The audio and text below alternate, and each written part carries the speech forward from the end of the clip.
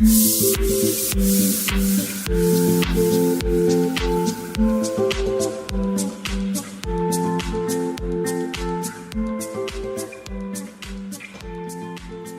guys, today I decided to make a video about being healthy while vegan. Many of you are recent or new vegans, and I figured I'd put together this video just showing you different ways to stay healthy while being vegan and some tips and tricks in there as well. So what usually happens when you go vegan is either you're on a high because your body is finally running off of what's optimal for it, or you go through a detox period because suddenly your body has the right nutrients and then has to get rid of all the other stuff it's put in storage in your body, if that makes any sense. So how do you maintain your health without falling off the vegan wagon? Well, here are some tips. My first tip, which is in this jar, is use a lucky iron fish. I found this online and they actually use it in many different countries to prevent anemia.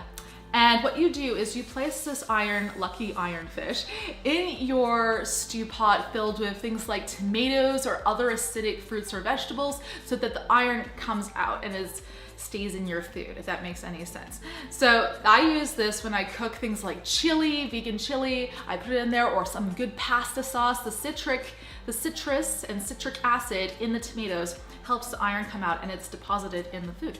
So we use this occasionally, probably about once a week, just to maintain our iron without using supplements. So this is a fantastic addition to your pantry and your kitchen.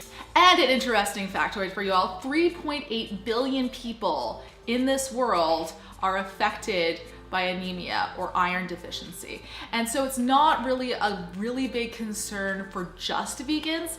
It's even people who are still eating meat or have meat in their diet. So whether you be a meat eater or a vegan, try this little guy in your diet. This little guy will help you so much and will solve your anemia problem. And really neat, when you buy one of these, they will send another fish to someone who really needs it in an underdeveloped country. So this really helps give back to communities, I find, and I really support that. By the way, I actually bought this fish.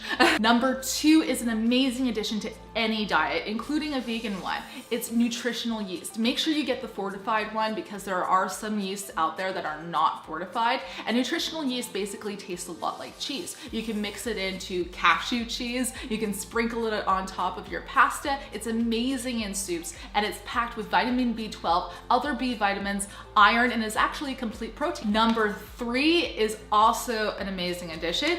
It is sauerkraut. This is actually kimchi, but this is one of my favorite brands that I love the most. So I eat sauerkraut and kimchi. Raw sauerkraut and kimchi is amazing and is packed with vitamin C and vitamin K. It helps boost your immune system and is actually packed with iron. It's very, very good for your diet. My number 4 tip is seaweed. I love eating seaweed, so do my kids. There is a ton of iodine, even iron and protein in seaweed. Seaweed is amazing for you and actually has some antibacterial, antiviral, and anti-inflammatory properties in it. It is amazing. My number 5 tip is give yourself treats. This is a lifestyle, not just a diet. If you're really into pizza, order yourself a vegan pizza. Most places now carry vegan pizzas and some are even gluten-free. It's amazing. Treat yourself to an ice cream that you would have got before. Treat yourself to a Ben & Jerry's vegan ice cream instead of the dairy one. Go and get yourself a raw vegan ice cream. Blend some nice cream in your blender. I'll have a recipe soon. You're definitely much more likely to fall off this lifestyle if you give yourself restrictions and box yourself in.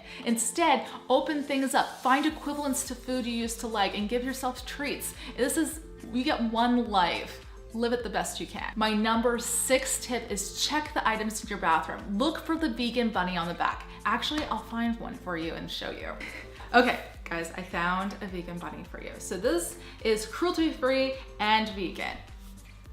And this is what it looks like.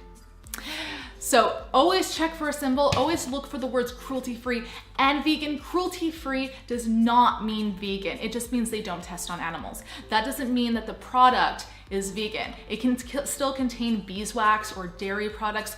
Always check. It's like one of the first things when I went vegan that stumped me, so I'm sharing with you. My number 7 tip is wear out or give away the clothes that weren't vegan in your wardrobe. Either give away or use up the pair of leather shoes you have or leather belt.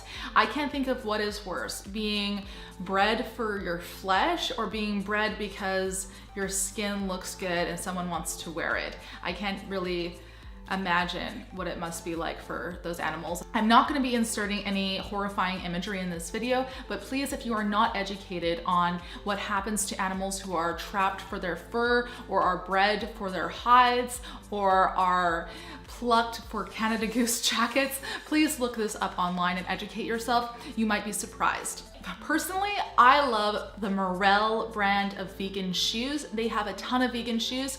My sandals are vegan, my hiking shoes are vegan, and even my winter boots are vegan. I only own 3 pairs of shoes, but there are amazing brands of vegan shoes out there. Everything from evening wear to hiking to snow boots. There is unlimited possibilities for you, so please check it out. And they are across the board in terms of expense. There are really cheap winter vegan boots and there are really expensive vegan winter boots, so you can definitely find a pair for you.